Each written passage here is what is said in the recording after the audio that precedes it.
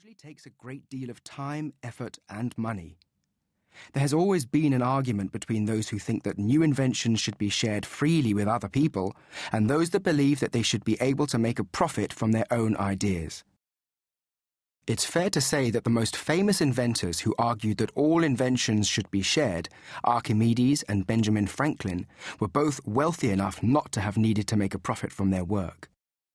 At any rate, today nearly every country in the world has laws, known as patents, that protect the profits made from new inventions for the inventor for up to 20 years.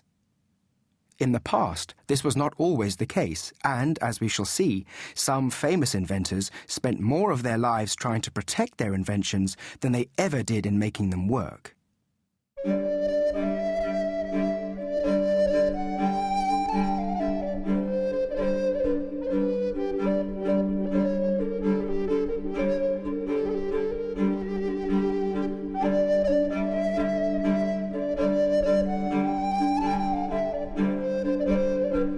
Archimedes, 287 to 212 BC.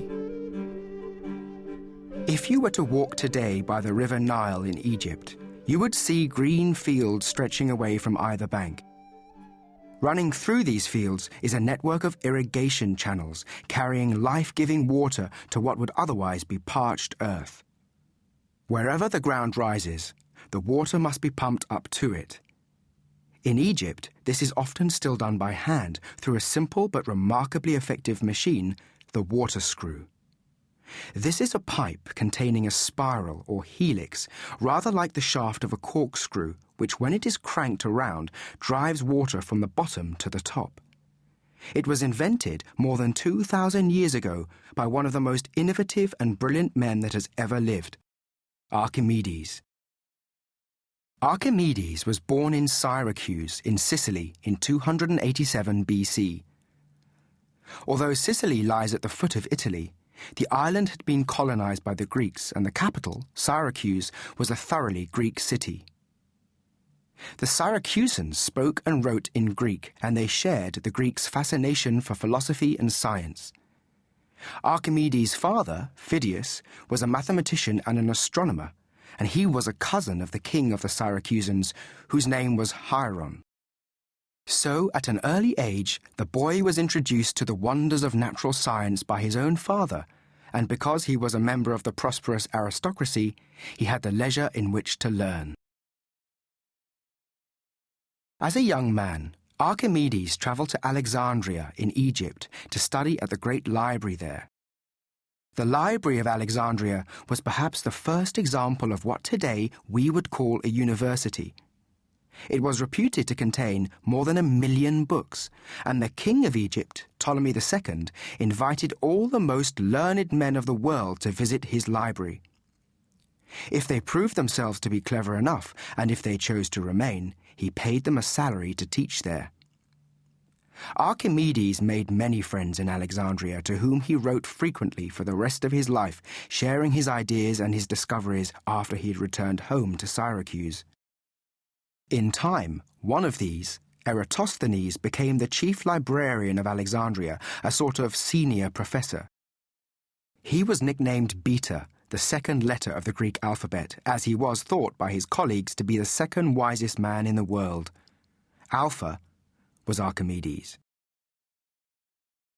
Archimedes was not jealous of his discoveries, but was happy to share his ideas with anyone, if only they had the wit to understand them.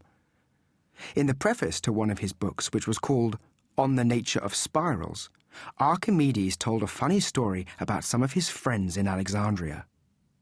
He was in the habit of sending them his latest mathematical theories, but without explaining in detail how to prove them.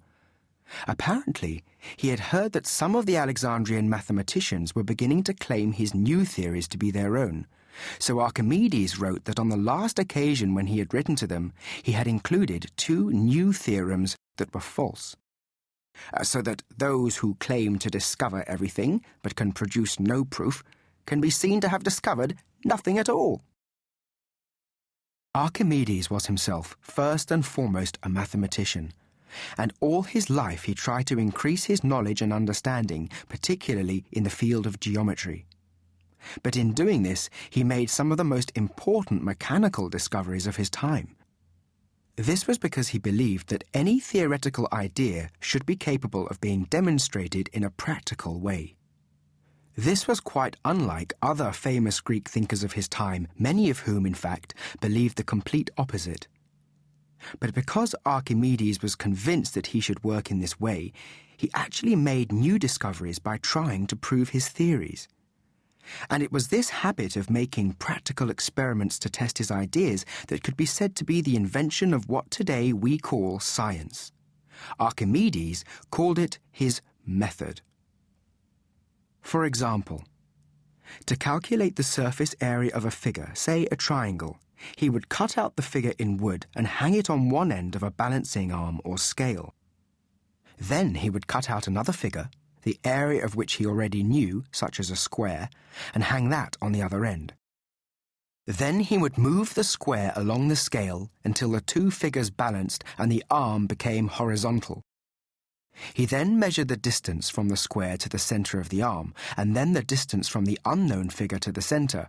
He discovered that if the unknown figure was twice as far away from the center as the square, then it was half its area. By experimenting with lots of different shapes and figures, he made a startling discovery. He found that the area of a circle is always the same as the area of a triangle when one of the three sides of the triangle is equal in length to the radius of the circle, and one of the others is equal to its circumference. Archimedes was absolutely fascinated by circles and by spheres and cones. He was the first man to invent a way to calculate the circumference and the area of a circle, and his discovery of the constant figure against which they could be measured, which he called pi after the Greek letter, has been one of the cornerstones of mathematics ever since. The extraordinary thing is that he calculated most of this in his head. The Greeks did not have numerals as we do today. They used the letters of their alphabet with dots next to them to signify different values, and they did not have the value 0. In order to make his own huge calculations, Archimedes eventually had to invent his own system of numbers.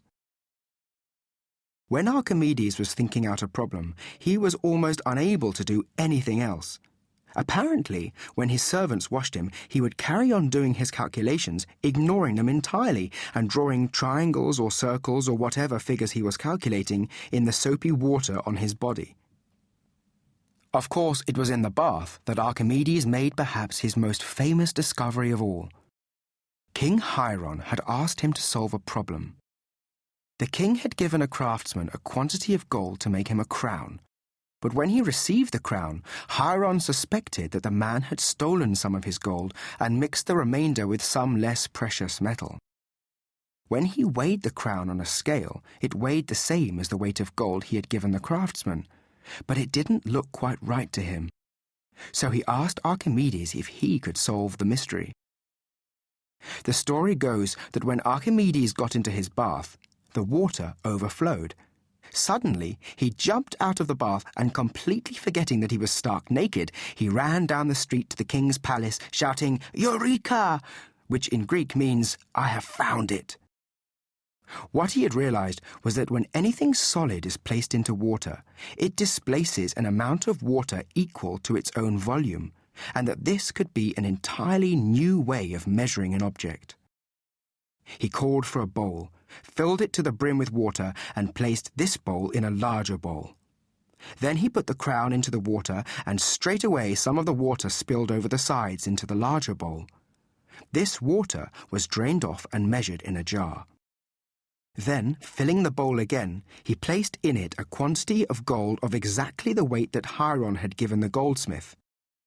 When they measured the water that this caused to spill, they found that it was less than the water that the crown had displaced.